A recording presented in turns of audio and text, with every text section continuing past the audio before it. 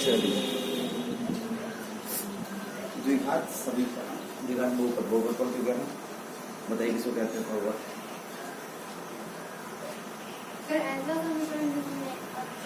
ऐसा समीकरण तो आप पढ़ रहे हैं, समीकरण के बारे में आप कुछ नहीं जानते, अभी समीकरण नहीं जानते, क्या जानते? द्विघात समीकरण नहीं जानते, समीकरण जानते हैं आप, लीनियर इक्वेशन जानते हैं, मतलब रैखिक समीकरण। हाँ बताइए समीकरण क्या है?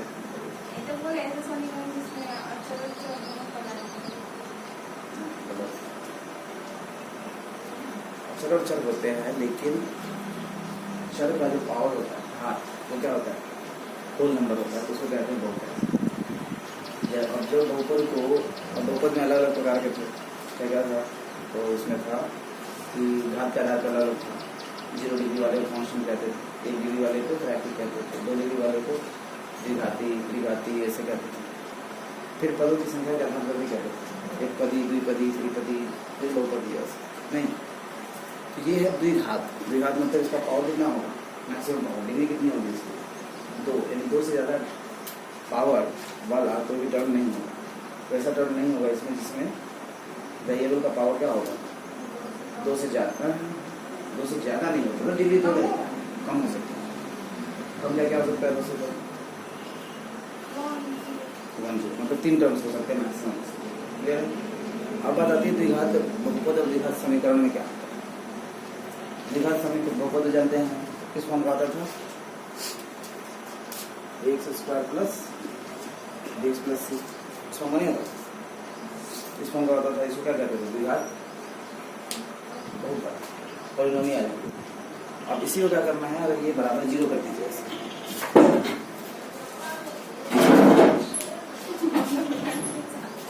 क्या कर दीजिए? बराबर 0 इसको कर दीजिए। तो क्या बराबर 0? हाँ बराबर 0 किए कि हमको इसका वैल्यू 0 करना है। अभी तक था कि जस्ट हमको ये है, इसके फैक्टर्स करना है, ठीक है? किन दो मतलब पॉलिनोमियल्स को मल्टीप्लाई करके ये आ रहा है, तो फैक्टर करते हैं उसका। अब हमको क्या है कि हमको जानना है कि आखिर ये 0 कम हो रहा है x के किस मान पर, कि जो पॉलिनोमियल है x² plus dx plus c, उसका मान 0 होगा। है समझ में? हाँ। तो अब जो हमारा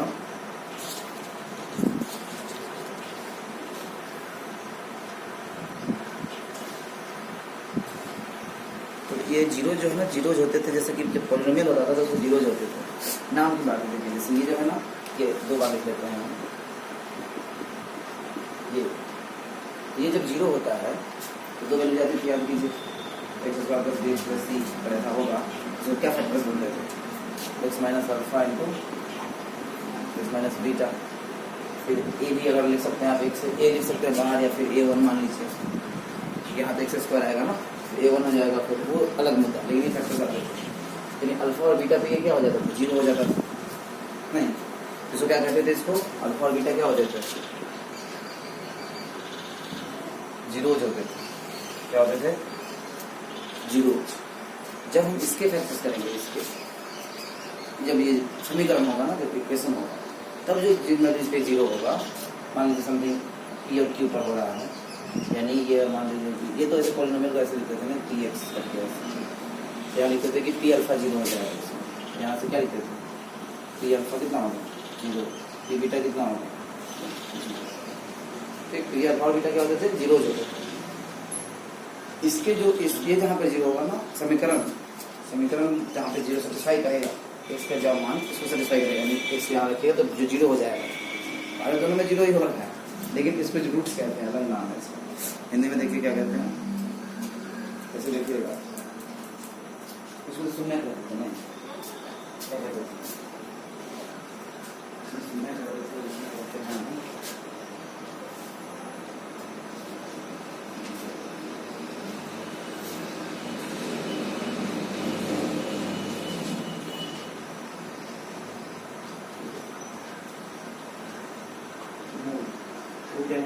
जड़ होता है, रूट मतलब क्या होता है? जड़ क्या होता है? रूट मतलब जड़ नहीं होता, पेड़ की जड़ को क्या बोलते हैं? जड़ होता है, तो वही मूल भी बोलते हैं उसको, तो वही मूल है। तो इसको इसको मूल कहते हैं। ऐसे रूट से ज़्यादा अच्छा लग रहा है, मूल तो पर अजीब से लग रहा है। ऐसे में पॉलिनोमियल का भी पॉलिटिक है और क्वाड्रेटिक है, जो ये क्वाड्रेटिक इक्वेशन है, क्वाड्रेटिक पॉलिनोमियल, दोनों में अंतर समझ में आया? कुछ कंपेयर करता है आई नहीं समझ में? क्लियर है? देखिए क्या बात हुई कि अगर हम इस तरह से लिखते हैं px = x² + bx + c, तो एक पॉलिनोमियल बहुपद है, ठीक। जिन वैल्यूज पे x के जिन वैल्यूज पे 0 होगा, ax² + bx + c, वो इसके जीरोज कहलाएंगे। और इसको आप इस तरह से लिख सकते हैं x - अल्फा × x - बीटा। इसका मतलब है कि अगर उस फैक्टर्स हैं वैसे, तो यहाँ पे p अल्फा 0 होगा, p बीटा भी 0 होगा, यानी x समान अल्फा डाल देंगे, बीटा डाल देंगे तो 0 हो जाएगा। क्लियर है बात? फिर बात आती है कि अगर हम इस पॉलिनोमियल को 0 के बराबर कर दें तो क्या हो जाता है? समीकरण हो जाता है, इक्वेशन। जैसे याद कीजिए ax + b, ये क्या था? ये लीनियर पॉलिनोमियल, लीनियर पॉलिनोमियल यानी रैखिक होगा, है ना? इसका मैक्सिमम पावर कितना है? 1। अब इसी को बराबर 0 कर देते हैं तो लीनियर इक्वेशन में 1 वेरिएबल हो जाता है, यानी एक चर में रैखिक समीकरण। वो पॉलिनोमियल को और बराबर 0 कर देते हैं तो उसको क्या कहने लग जाते हैं? समीकरण हो जाता है। तो दिक्कत इस बात को समझने में तो बताइए जल्दी से।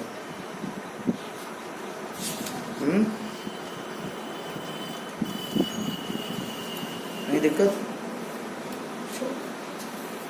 कुछ समझने की बात नहीं, बस ऐसे ही जानने की, डिफरेंस समझने की आवश्यकता है। तो बात आती है कि अगर दो पावर, जैसे कि अब हम अभी छोटी क्लास वाले कर रहे थे, क्या कर रहे थे? इस संख्या के दोगुने में 5 जोड़ने पर 10 प्राप्त होता है, तो क्या लिखते हैं? इस संख्या के दोगुने में 5 जोड़ने पर 10 प्राप्त होता है। देखिए ये लिख दिए ना, इसको क्या लिख सकते हैं? 2x - 5 = 0। देखिए इस फॉर्म का आ गया कि नहीं आता? तो लिनियर इक्वेशन को आप हम हर बार उसमें लिख सकते हैं, तो इसको इधर ले रहा है, बराबर 0 के रूप में लिखना है ना, इस फॉर्म में लिखना है।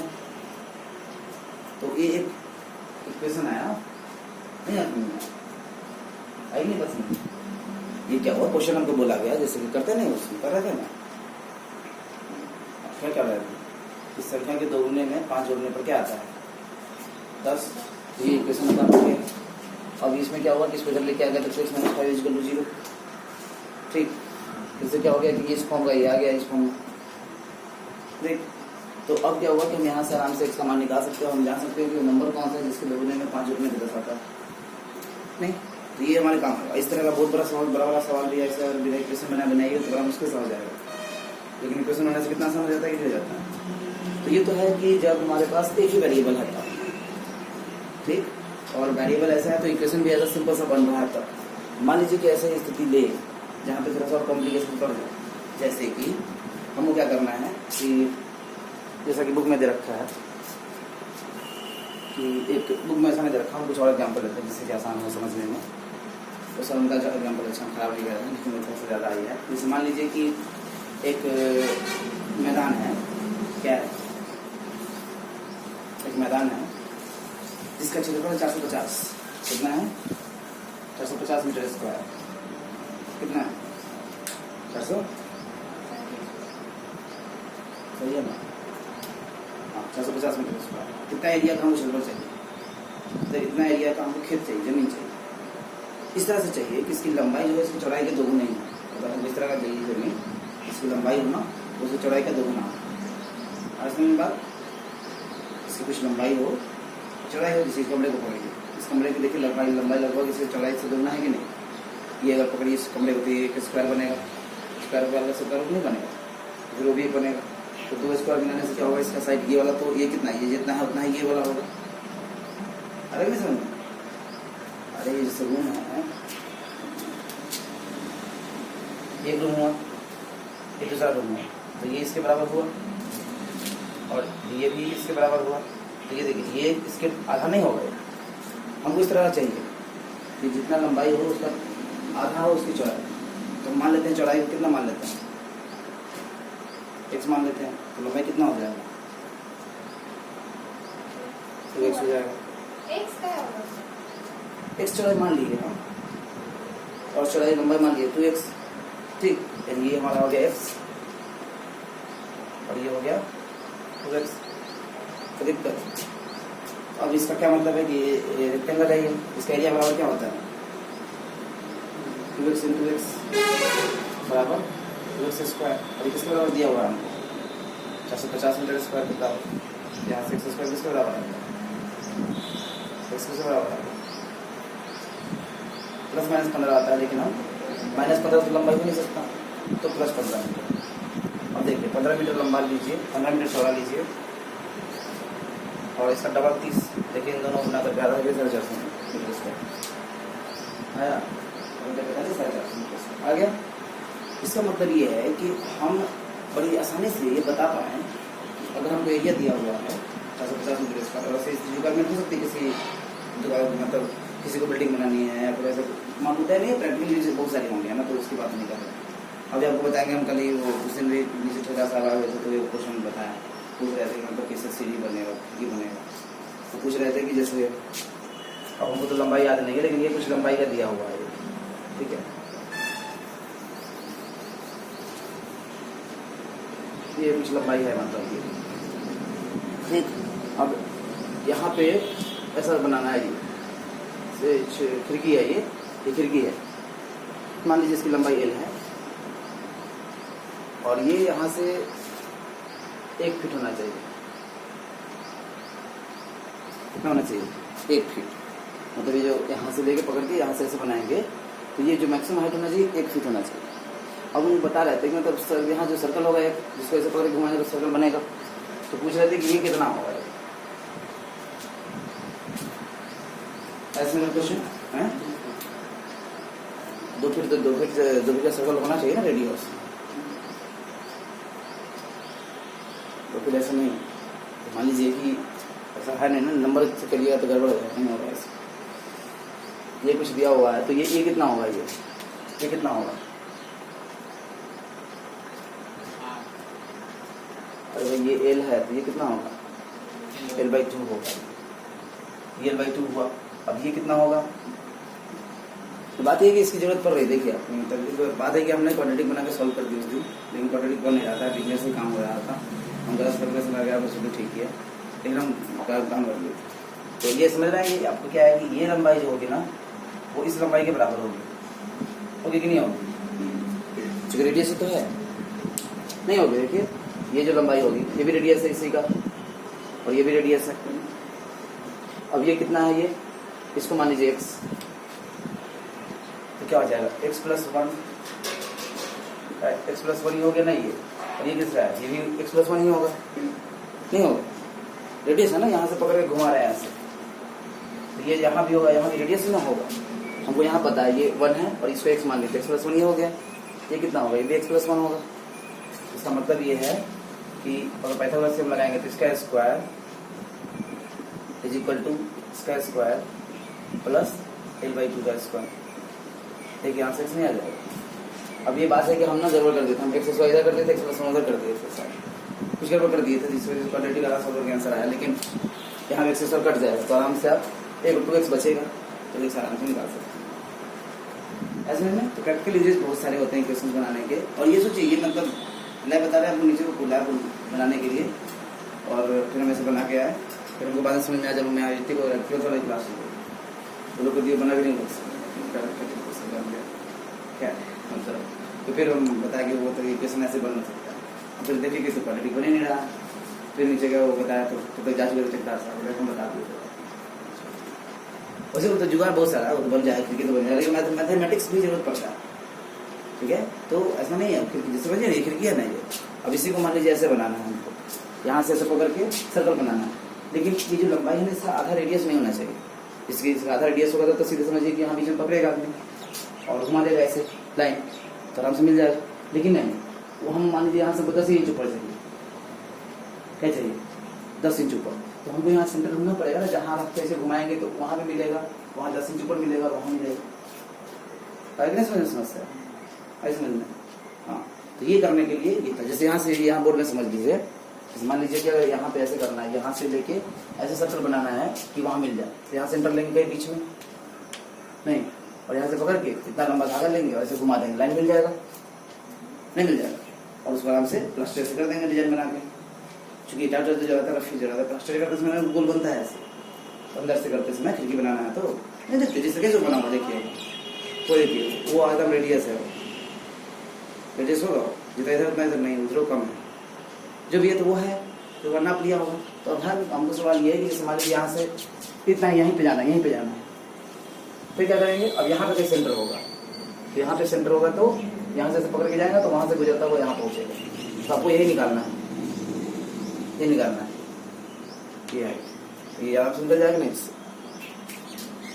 तो बात ये है कि प्रैक्टिकल चीज़ बहुत सारी होती हैं, और ये जस्ट ऐसा नहीं कि मतलब कभी इंजीनियर बनेगा तो ड्रोन में काम कर सकता है। कि जैसे वो आता है ना, क्या बोलते हैं उसको, किटी वाला बेचने आते हैं, किटी लीजिएगा ना, तो उसमें भी आते हैं, वो बॉल निकालना होता है, वो फिट का फिट क्यूब निकालते हैं, वो बोलेंगे कि इतना फिट का इतना रुपया है, जब इतना फिट नहीं, इतना फिट क्यूब का होता है उतना रुपया। उनको मैथमेटिक्स नहीं आता, उनको सीधा हिसाब जोड़ना आता है। वो तो आसान है उनके लिए, थ्री मैथमेटिक्स करना, वो तो ऐसे कर लेते हैं। वो क्या करते होंगे कि बीच वाला कर लिए पॉइंट, और फिर इसमें यहाँ पे करके देखे नहीं हो रहा है, नीचे क्या है, नहीं हो रहा है, नीचे क्या, हिडन ड्रा से कर देंगे। वो तो हम बोलेंगे उनको कि आप इतना मैथमेटिक्स कीजिएगा नहीं है, हिडन ड्रा से कीजिए, ऐसे कैसे रखिए यहाँ पे, जिसकी लाइन पे तो होगा कहीं ना कहीं सर रेडियस, सर सेंटर जो होगा वो इसी लाइन पे होगा, बीच में कहीं तो होगा ना, क्योंकि इसी लाइन से ये बिंदु और ये बिंदु बराबर हो रहा है, तो वो पता नहीं, इधर जाएंगे तो नजदीक नहीं हो जाएगा कहीं भी।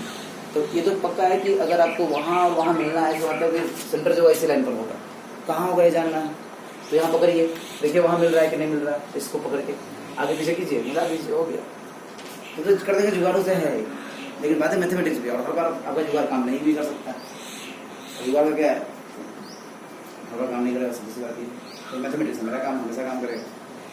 बात यह है कि मैथमेटिक्स भी आना चाहिए। अब आप जाके इंजीनियर बनिएगा, बैठ के डंडा तो लगाते रहिएगा, सब इंजीनियर बनना नहीं होगा, होता है क्या बनना है, अब जहाँ आपको बनना है उसके लिए काम नहीं करना पड़ेगा। फिर भी जितना सीखे रहिए उतना अच्छा है। अब देखिए हम उस दिन एग्जाम्पल दे रहा आप लोगों को दिए कि नहीं दिए, 5 लाख रुपये वाला दे दिए, अच्छा तो कोई बात नहीं। तो देखिए वही बात, आपको जितना नॉलेज रहेगा उतना काम आएगा, नहीं रहेगा तो जीवन नहीं दीजिएगा, आएगा भी समझ। तो प्रैक्टिकल यूजेशन देखिए यहाँ पे आराम से आप निकाल सकते हैं उसकी लंबाई और चौड़ाई। क्यों? क्योंकि अब लेकिन बात यहाँ की है, अब यहाँ कहिएगा कि 2x² = 450, ये सॉल्व करना तो आसान सा काम था, नहीं x² निकाल लिए। लेकिन समझिए कि ऐसी स्थिति अगर ये होती कि लंबाई जो है वो चौड़ाई के दोगुने से 5 मीटर ज़्यादा है, क्या है, लंबाई जो है वो चौड़ाई के दोगुने से 5 मीटर ज़्यादा है। अब बताइए क्या बनेगा, कैसे होगा। तो ये हमको प्रश्न भी चाहिए,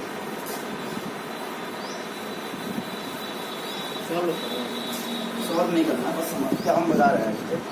अब क्या हो जाएगा, एरिया क्या निकलेगा, तो लंबाई को 2x + 5 इंटू x, ये और क्या, ये किसमें बराबर है 150, नहीं तो सॉल्व कीजिए तो क्या हो जाएगा 2x² + 5x - 450 देखिए अब उतना आसान नहीं आया जितना आसान पिछली बार में आया। ये बुक में इन्होंने यही ले रखा है, इन्होंने 2x + 1 ले रखा है, ठीक है, कुछ भी ले सकते हैं समझने के लिए, लेकिन उसमें बताया कि किस प्रकार से यूजफुल है, यूजफुल अभी भी है। अब थोड़ा सा मुश्किल काम हो गया, मुश्किल नहीं हो गया, उसके लिए इसको सॉल्व करना पड़ेगा। वैसे आपको आता है, ये क्लास में पढ़ चुके हैं हम लोग, क्वाड्रेटिक को नहीं, क्वाड्रेटिक फैक्टर करने आता है, हाँ तो आराम से कर लीजिएगा, वो मुद्दा नहीं है। मुद्दा ये है कि ऐसी परिस्थितियाँ आएंगी जब आपको इस तरह से करना पड़ेगा, समझे। तो आराम से इसको फैक्टर कीजिए, और ये इस तरह से आप आराम से जैसे अभी निकाले था ना यहाँ पे ये, तो इस तरह से आप जीरोज निकाल लीजिए इसको, नहीं इसको रूट्स कहते हैं, जीरोज कब कहते हैं, पॉलिनोमियल में जीरोज कहते हैं, नहीं जिसको जहाँ पे वो जीरो बना देता है। और क्वाड्रेटिक इक्वेशन में क्या बोलते हैं, हाँ मूल कहते हैं, यानी हिंदी में रूट कहते हैं, क्लियर है, मतलब हाँ हिंदी में रूट को मूल कहते हैं। कोई दिक्कत यहाँ तक समझने में तो बताइए। अब ये फिर से वही बात आती है, जैसे अगर लिनियर इक्वेशन बनाना सीख रहे हैं तो ठीक है ना, हाँ नहीं बन रहा है क्लियर बात, तो ऐसे आपको क्वाड्रेटिक इक्वेशन में बनाने आना चाहिए। अब यहाँ भी आपको स्टेटमेंट्स दिए हुए होंगी और आपको इस तरह से करके इक्वेशन बनाना पड़ेगा, समझ में नहीं समझ आ गया। हाँ जैसे अभी देखिए हम पिछली क्लास में भी डिस्कस कर रहे थे, तो एक क्वेश्चन दिए थे आप लोगों को, तो आप क्लास में उस क्लास में क्या था क्वेश्चन कि 2 लगातार संख्याओं का योगफल अगर 15 है तो संख्या बताइए जल्दी से। 2 लगातार संख्याओं का योगफल, 2 लगातार संख्या हाँ कैसे निकालेगा, निकालते हैं। नहीं इक्वेशन बना के निकालिए। सर एक बड़ी संख्या एक तो 3 लगा। x plus 1 हाँ फिर क्या करेंगे?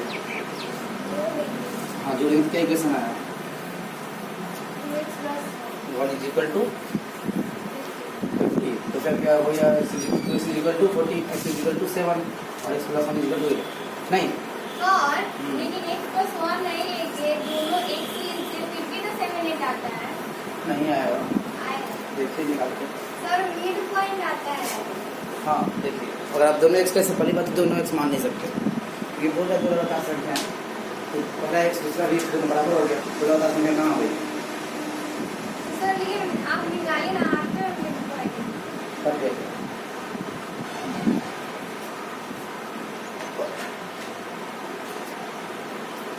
हाँ बोलिए। हाँ दोनों x मान पड़ेगा तो दोनों x नहीं मान सकते। सर लेकिन आता पूरा ना। अरे लड़की जब मान ही नहीं सकते तो कैसे आ? चलिए मान लीजिए दोनों के दोनों बराबर हो गया, फिर दोनों को जोड़ के कितना आ रहा है?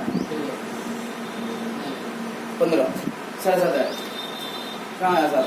मिड पॉइंट आता है उसके इधर और जिसके मिड अच्छा पॉइंट आ रहा है हाँ तो जिसका। इसीलिए तो जुगाड़ लगा ना ये x और अगला संख्या क्या होगा? x प्लस 1 और 15 के बराबर है, तो x plus 1 is equal to 15 और x इज इक्वल टू 7। एक 7 हो गया तो अगला संख्या x है, एक ये है, तो अगला संख्या क्या हो जाएगा? x plus 1 is equal to 7 plus 1 is equal to 8। नहीं हाँ ये बात होगी। उसे 3 लगातार संख्या क्या दिक्कत है? अरे वैसे नहीं करते आपको, देखिए वो क्या है ना कि जैसे 3 लगातार संख्या का पूछ रहा है ना, तो आप जिस संख्या पूछ रहा है उसका 1/3 निकाल लीजिए, वो पीछे वाला होगा। वो मुद्दा नहीं है, मुद्दा वो जुगाड़ू तरीका बात नहीं कर रहा। बात ये कर रहा है कि मैथमेटिक्स कैसे करेंगे। बात ये कि सिंपल क्वेश्चन है जो आप आराम से कर सकते हैं, जुगाड़ लगा हर बड़ा ऐसी स्थिति नहीं होगी। अलग ही समझ में। हाँ हर बड़ा ऐसी स्थिति नहीं होती जब आप ऐसी जुगाड़ लगा लीजिए। जुगाड़ ऐसे जुगाड़ नहीं सकते।